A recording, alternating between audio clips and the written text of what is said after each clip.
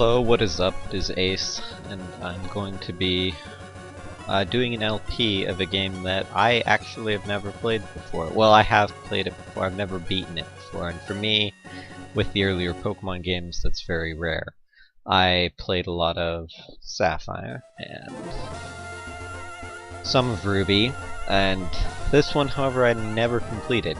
So I feel like it'd be a good one to do an LP for, seeing as I could have a bit of a fresher perspective on this game. I will say before we start that this is on an emulator. Unfortunately, I would love to record from console, and however, I do not have $300 for, well, for a GameCube. I would have to get the GameCube player, all of that jazz. So, really quick here, we're gonna set, for the purposes of the LP, normally I set Battle Scene to off.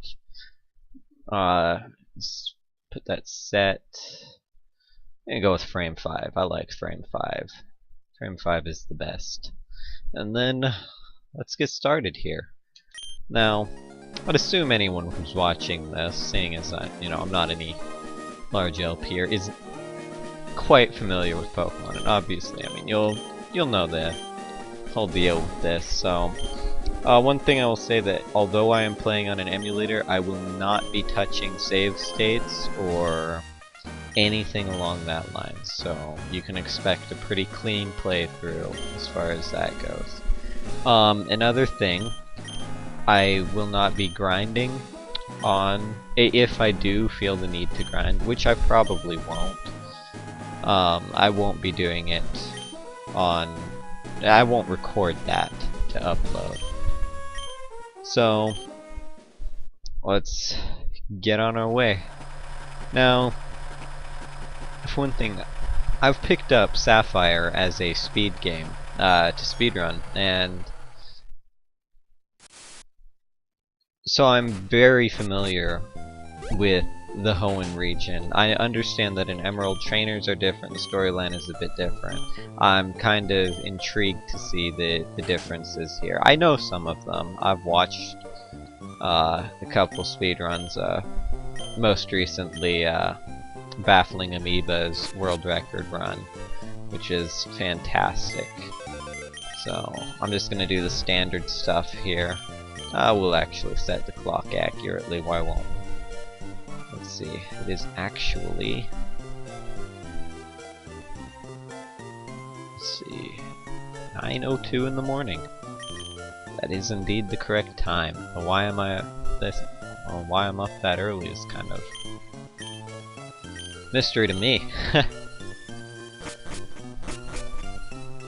So I mean, everything goes normally here. As I was saying though about the way of recording, like I said, I really would like to record on a console, either on a DS, which I'm actually intending to get a DS capture card, or on the GameCube through the Game Boy player. Unfortunately, I no longer have a GameCube. That's right. The difference in Emerald, you have to go interact with the Pokeball to trigger the May cutscene. This is all just the same as Sapphire, pretty much from what I'm seeing. Another thing, I like how she said she's gonna go see Professor, help her dad catch Pokemon, then goes and sits at the computer. I guess that explains it a bit better than it does in Sapphire, because in Sapphire you would wonder then why she didn't help her dad over here. That was always one thing I wondered. Now, something I am going to do here is I'm going to save, because I will be going with Torchic for this run, and I do want a good Torchic, since I don't want to do too much grinding. Alright, let's check those stats. Oh, wow. It's a bit different than Sapphire there. Oh, that's perfect. Couldn't be better. 12 attack, 13 special. 13 special sounds nice. Must be a plus special nature then. So, oh yeah, two-shotting. I don't know really like the way to see it here. When we speedrun Sapphire, we use Mudkip, and pretty much the way to see if it's good is if you two-shot the Poochyena, then you've got good attack. But obviously that wasn't even a damage range there with 12. So, alright, let's nickname Torchic. Normally in speedruns, just go with A and hit start really fast. I mean, trying to go as quick as possible. Oh, what shall we name him? Let's see. You know, as dumb as this sounds, this is actually what I always called him when I played this. Well, when I played Sapphire casually. Emberglow. It's kind of different name. You don't see that around a lot. So let's go fight May. Now I'll be going through kind of. Obviously I'll need to grind a little bit before Roxanne. I'd rather not, you know, fight Roxanne with just Torchic. I'd like Double Kick to just ruin that fight. Now there are some strategies, I mean picking up a Shroomish, but overall I don't really intend to have too large a team, as bad as that sounds. I'm typically a power through the game with one Pokemon. That's generally my rule with every Pokemon game I play. I'm actually gonna just shut my laptop so I just have it on my screen up here. So, normally I don't kill encounters, and normally I don't fight trainers that I have to, or that I don't have to. So, this is going to be a bit different for me. I have not played through a game casually in a long time, or a Pokemon game. I mean, fooled around with a couple of ROM hacks, but never any complete playthroughs. We're just going to hit the Poké Center just to be safe here.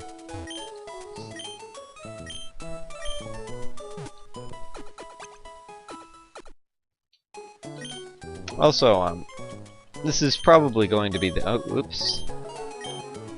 it's probably going to be the first LP that I post up on my channel. I have a few episodes of a platform that I've been intending on posting up, but I think I'll post it. I will get this potion. So, however, I think I'll post this one up first. I have another OOT. That's Ocarina of Time, I'm sorry. Dual commentary with a friend of mine. But I think, you know, this will probably be what I post up first. Unfortunately, I can't really do the YouTube release schedule quite yet.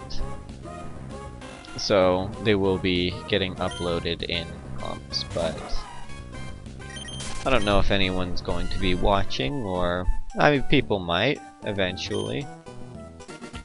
I would hope so. You know, it's one thing I do hope when I go through the time to, well, mostly the bandwidth to I'd be playing the games anyway, but the bandwidth to upload to YouTube and all that stuff. I hope that, you know, someone watches, even if it's not many people. So, it's kind of difficult to commentate this game. You know, maybe I should have chosen a ROM hack or with something a bit different. My only issue is that I'm very picky about ROM hacks, so it needs to be a good ROM hack in order for me to play it, and I don't really know if it's good or not until I've played it. I know there's several ROM hacks that up the difficulty of games people have claimed have the same storyline, but they have different Pokemon, trainers have different Pokemon, different levels. I've thought about touching those sometime. One thing I would like to see from ROM hacks, one I've considered doing myself since it wouldn't be too difficult, would be just to take the base game, and my issue has always been grinding in this game. It gets to the point in this game where to grind up levels, you have to fight so many Pokemon just to get one level, because the level of the wild Pokemon is vastly different than the level of the trainers Pokemon in the area. Oftentimes between like 6-7 levels, and the amount of experience that you get is different. So I've considered, you know, going through and changing level ranges. It'd be a tedious process, but I don't know if anyone who watched this thinks that'd be a good idea. I don't know if someone were to use it, I'd be more than happy to put the time into it. I just think, you know, it'd make it a bit less grindy, I suppose. Because, I mean, yes, I mean, you know, as a speedrunner, grindy's kind of something I should know how to avoid, but to be honest, speedruns are mostly just grinding until you get the perfect luck. So, just gonna we'll center here again.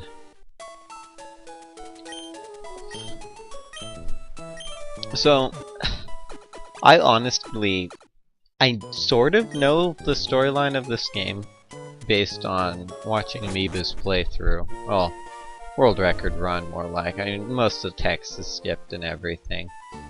But I'm really quite curious to really go through and experience all the differences for myself. So, let's see here. See, this is already different here. It's Poochyena instead of a Zigzagoon, which is what it is in Sapphire. From my understanding, Sapphire and Ruby have the same trainers, except for Team Aqua and Team Magma. I remember I tried routing Ruby for a speedrun. It's very difficult late game because Groudon as opposed to Kyogre. But this is quite good. I don't normally hit this trainer, but you know what? Might as well. I'll probably end up hitting all the trainers just to make sure that I'm over leveled and I have nothing to worry about.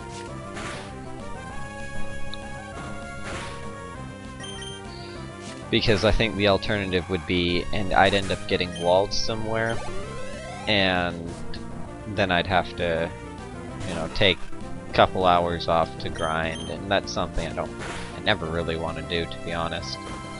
Now I also know in this one there's the Battle Frontier, the all gold symbols, or the gold symbols stuff.